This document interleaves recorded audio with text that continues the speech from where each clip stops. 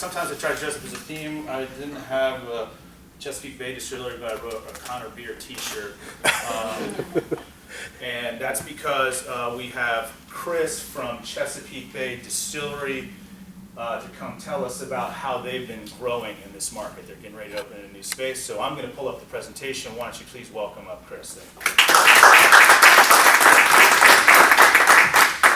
God bless the person who figured out that we could use the strap for a computer to do these. Here we go. You can stand. If you stick anywhere from over here, you'll be on camera. Just like if you like to walk, and you can use that clicker, and it's sticking right out. It's sticking right here. So if you point that way, you should be good to go. Okay. All right, good morning. Thank you all for having me. Chris Richardson, founder of Chesapeake Bay Distillery. And I guess we'll start at the beginning. When I was young, I guess it started with Tinker Toys, Lincoln Logs, Legos. I always liked to build things. And this led to a career in automation. My last job was half the time was spent preparing machines for outsourcing, which I thought maybe in 2005 that I really wanted to further my original goal of owning or operating a manufacturing facility. I was working with Sara Lee in Suffolk. Really cool operation. They had distilled a coffee bean, and you get an IV bag full of coffee concentrate.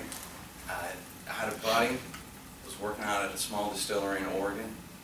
They gold medal vodka.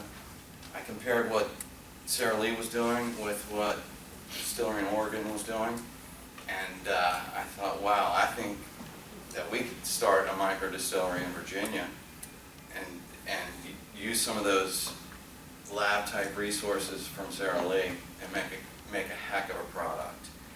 It worked out. In 2005 we started, and one of our first batches we won a gold medal.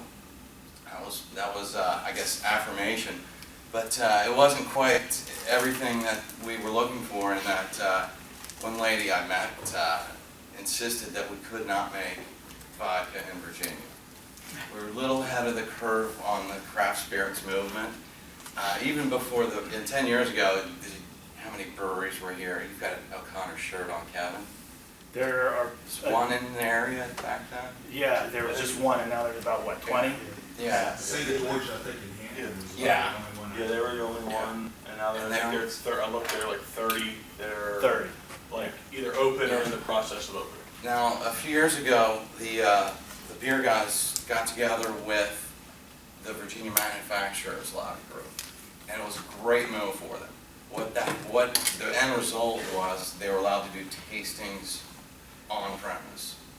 That is, there's now over 100 breweries in Virginia. That's pretty phenomenal growth. And most of their market is right around the brewery. Very few of them are distributing past that boundary. Now, a couple of things that happened in the last 10 years for us. We always considered it as an incubator, basically a laboratory. Now, obviously an incubator for the products, but more importantly for us. When we started out, we knew how to make a product, but we didn't know, we did not know the complete process and how we could perfect it. And we've gotten a lot closer to that. Some of our last batches, we were approached by a major flavor house. They wanted us to do a flavored vodka and sell their flavors.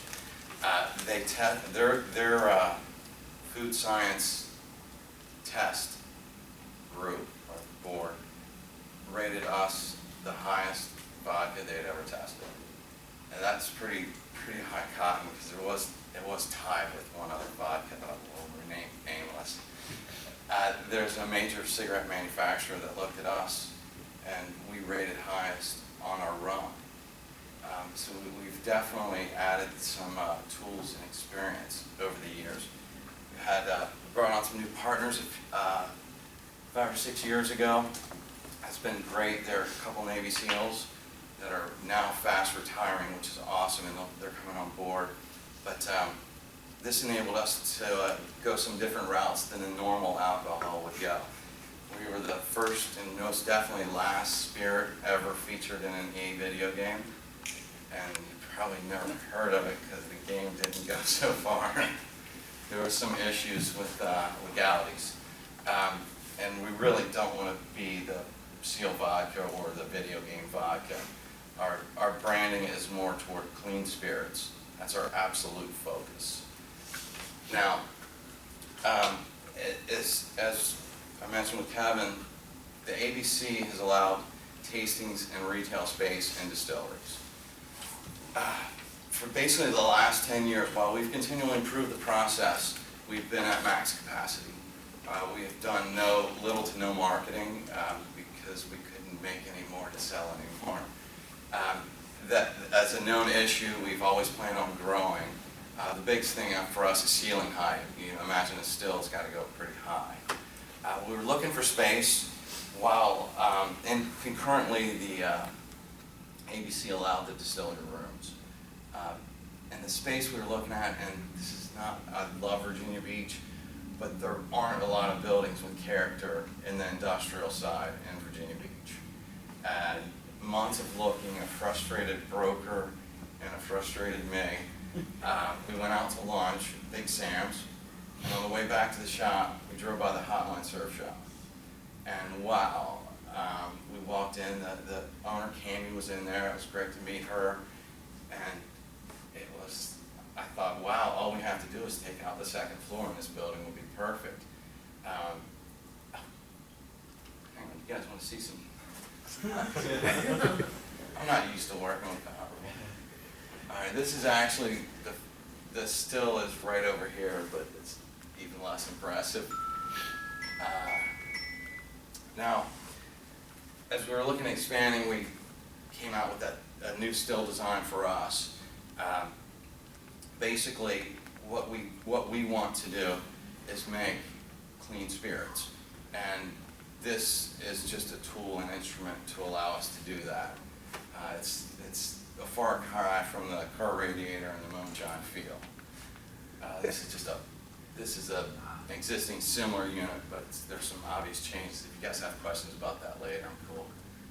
And this is the new building. We mocked up the sign. We're still in construction.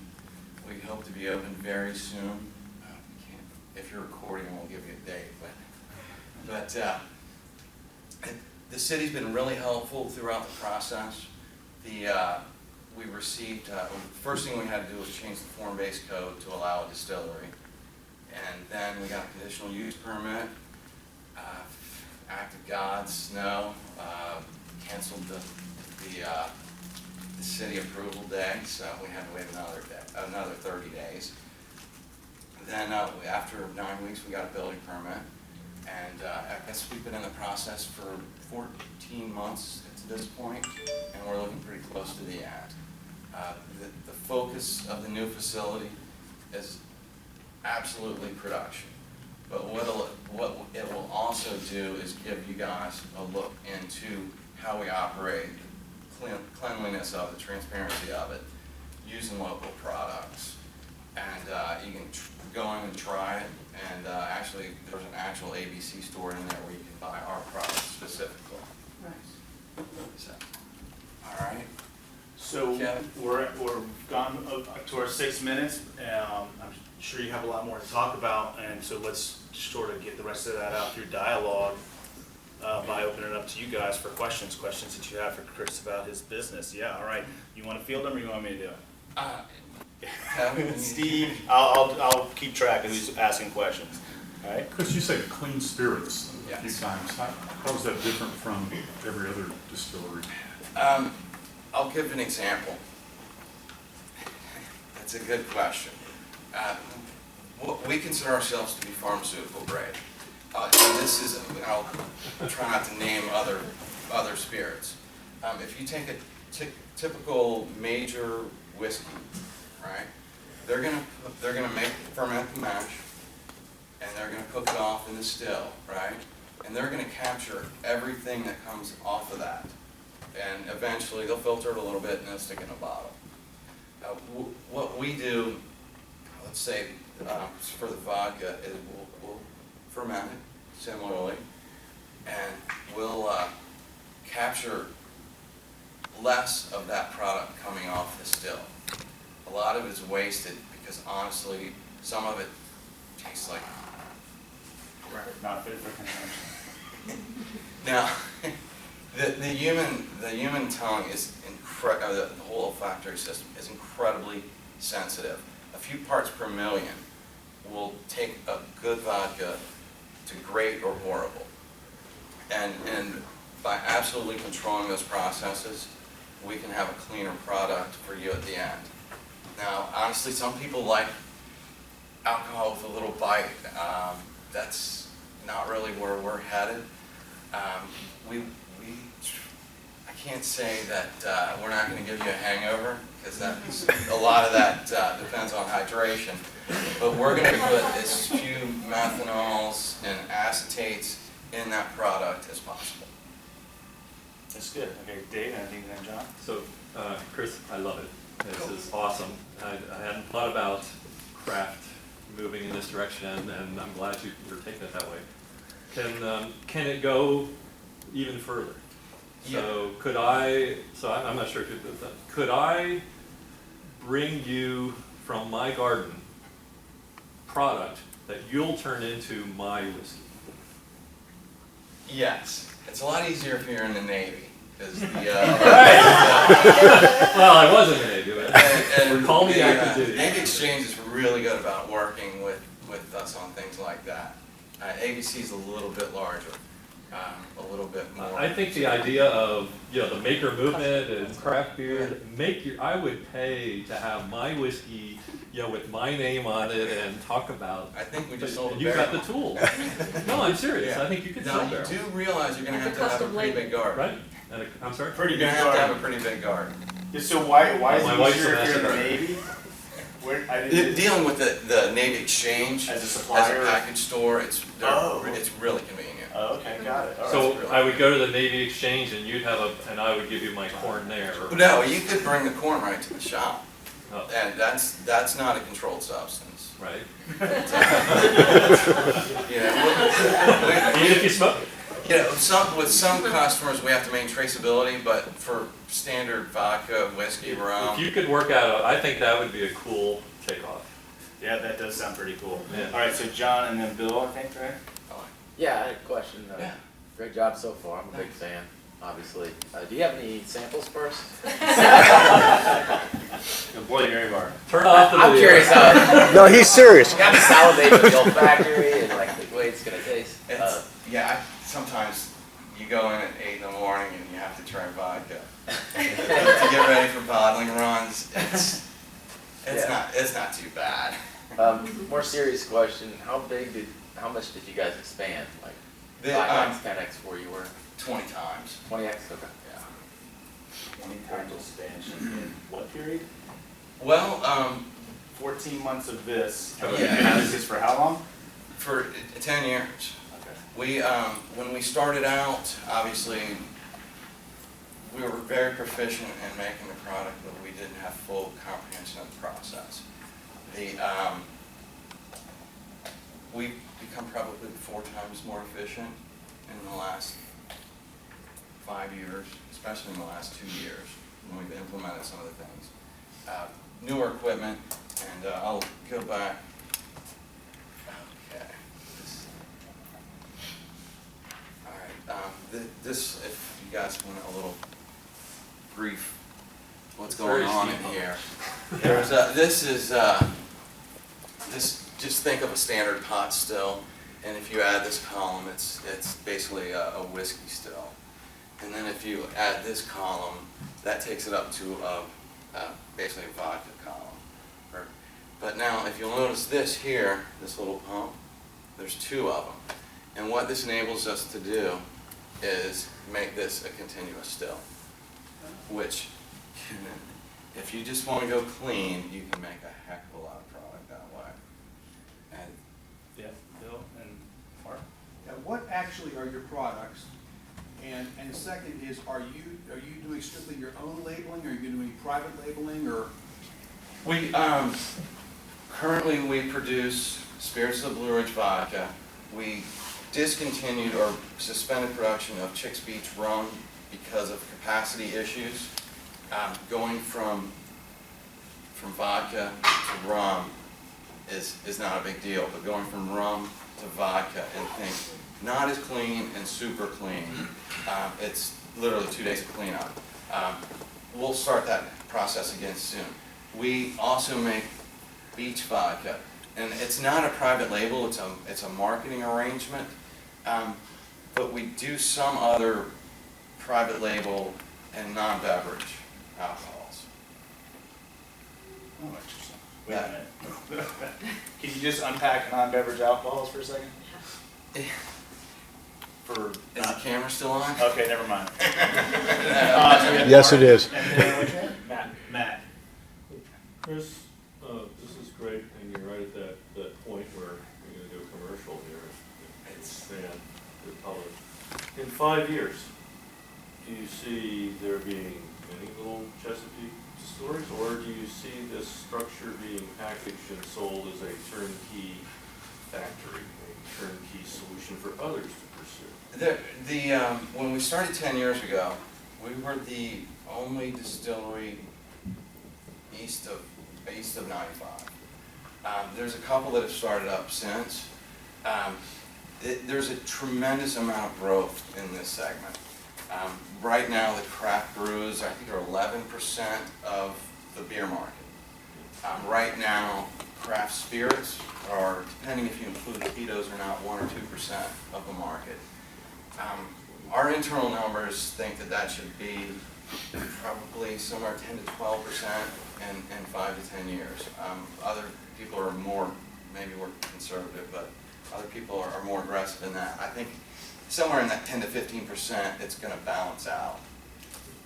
And so obviously we're going to get a lot more competition. But that said, we're really good at what we do. And until you get to that 10+%, we're not cannibalizing on each other. We're taking market share away from the big guys. I think you'll see that now with the brewery guys. They're actually just now starting to compete against each other, which it'll make them more efficient, that's for sure. Did you have a question? No? Okay, Dave? So- And then Ray? So you mentioned something earlier that Oh, sorry, Matt.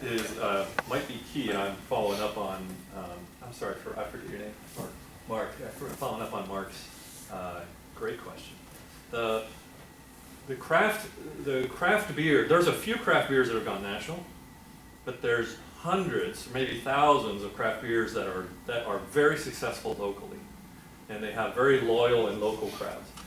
I think you're in a position, so this is kind of like Shark Tank, you're in a position to license your process and sell it to the thousands of people who want to start up their own distilleries, and instead of designing their own stills and processes, you license it, they bring in their own capital, and so basically you have a franchise startup that you could expand rapidly, and so you could basically, you've got the way for everyone to have these local crafts. Some manufacturing.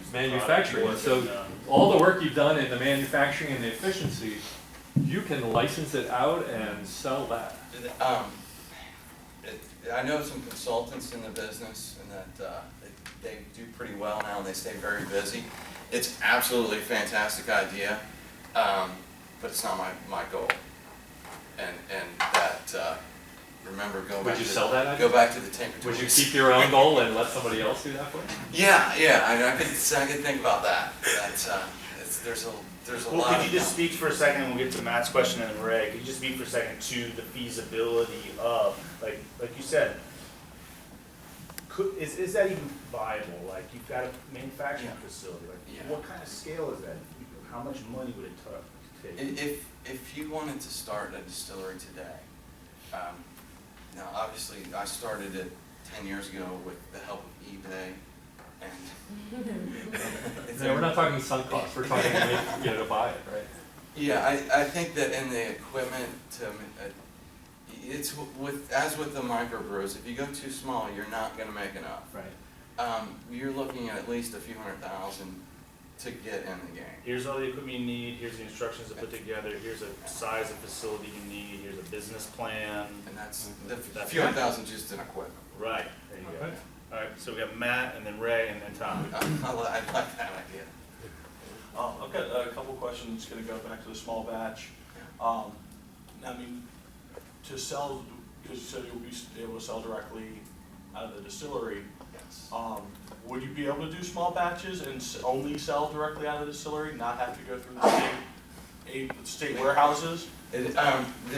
Going back to prohibition, there's old tied house laws that I think Virginia is one of the last bastions where you actually see it. Even the federal government gave up on it.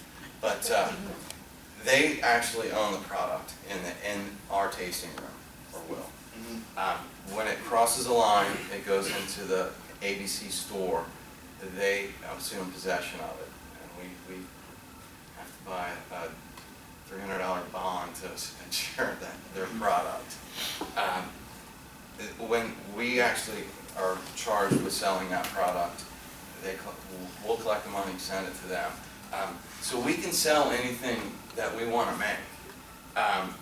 It's just that the government It still has to meet the state. they're going rules. to take 54% of it. So Oh, that's why it's a lot easier to go through the Gotcha. name Ray, I exchange. did have two other Oh, questions. yeah, okay, go ahead. What's the size of the still with your new? It's 600 gallon on the charge side. Wow. And what's the monthly volume you guys have been? They have been doing now. Yes. We're probably lately it's been a little crazy, close to 4,000 bottles a month. Right. With your new facility that you move into, what is that, along with increased capacity, what other advantages does that provide? Will you have a tasting room there? Can they do that? Is my first question. The second question is, are you looking maybe with the new facility to expand in other products other than the vodka product? It's the second part first. It's a great place for an incubator for brands. We will have X number of guinea pigs come in every day, and we can have them try the products and let us know what they think. The obvious answer for the new site is it's a heck of a brand new place. It's a heck of a lot more of an investment than we were looking for space. But to be in specifically that Vibe business district is just massively important to us. Yeah. I think that we'll bring something to the table and hopefully bring people to the area and vice versa. So I think that without that specific building in that specific creative arts district, we would be in warehouse space off of London Bridge. But whiskey, tequila, anything like that in the horizon at some point? I had an episode I've had to be 21, excuse me, with tequila, and I can't get near the smell of that stuff.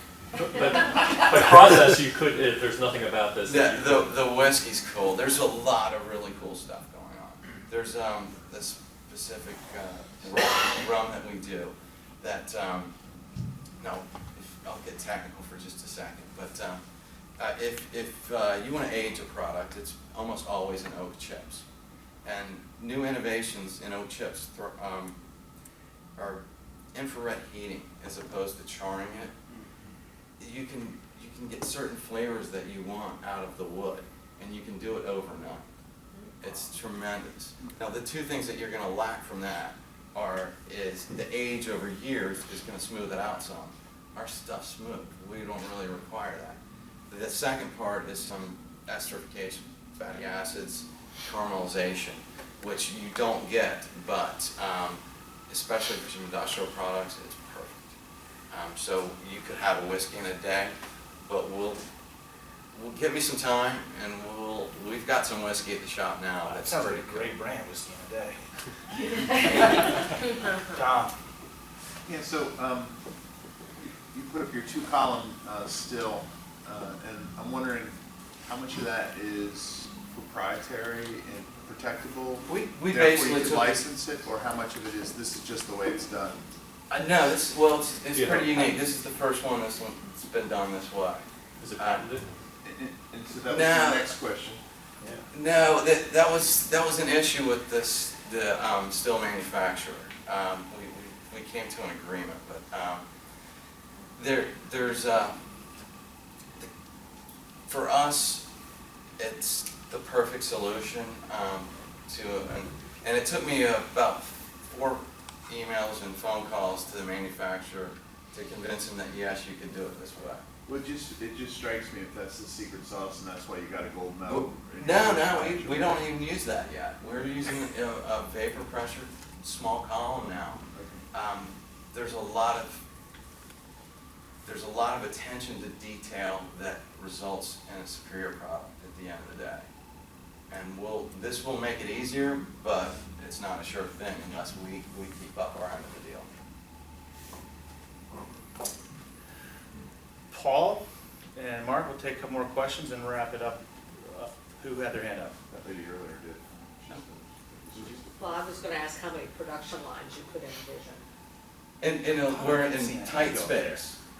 We're in tight space in the building. With bottle storage and other things. I think at some point, we're literally, imagine you're getting big gulp at 7-Eleven. It's pretty close to what we do, but we do them 3 at a time. We can pump out 1,200 bottles, in, depending on any breaks, a couple hours. That's a lot. So it's kind of good to have that camaraderie of the people there working with us and making the product. But at the end of the day, if we're putting out a couple 100,000 bottles, we're probably going to automate that into one bottle line. All right, so then, yep. Is everything you're doing right now more vertically integrated, like your sourcing, like where you're making all the mash and everything? We do pretty much everything, yeah. It's obviously there's a lot of, the biggest part of the business when you look at a bottle, that bottle cost is, and the federal tax ends up being a quarter of what you're paying for. So, or 25%. There's more that we can do. I really want to incorporate more local products, but in our current facility, it's really impossible. Greg, follow on to your last comment. Local Products, there's a company, on your name if anybody knows. They're downtown Norfolk, and they are a flavor house. They do it's a bistro. They make their own seltzers, their own bitters, their own quinine water, and very high tech, very interesting little group of folks down there. They're making like martinis and things like Saint that. Germain? Thank you. That's the name, St. Germain. I want a flavor house. You might want to talk to these Yeah, folks. thank you. All right. Can I ask one question? Yeah. All right. What is your projection well, we're looking at the economic impact you have in the area. Yeah. One of the questions is, then how many employees you have, and do you have any projections on if you're gonna grow that number of employees, or what's gonna happen in the future? We're looking right now where we started out with 1 employee a year ago. Right now, we're at 4 employees, and we're really geared up. I thought we were already going to be here, so we brought on a tasting manager, but I don't have a tasting room. I'm sorry. I know that kind of thing. Yeah, but she's really productive regardless, so it's okay. We're probably looking at like 7 people FTE. It's phenomenal the amount of work you can put through with just 7 people. Yeah, efficiency. So Work hard. we always wrap up with a question for you, which is what can this community of people, what all these people in this room, all the people who are going to see the video and stuff, what can they do for Chesapeake Bay Distillery? I think that obviously we would not be here today without the patronage of our local customers and just coming out to visit us, see how we do it. And if that doesn't sell you, I'm not doing things right. We can't expect that everybody will think that our product is the best vodka, rum, or whatever it might be. But people's personal preferences. But I think that all will agree that we're making a great quality gold medal product in Virginia Beach. That's your creating destination, so go visit the destination. All right, let's give this a round.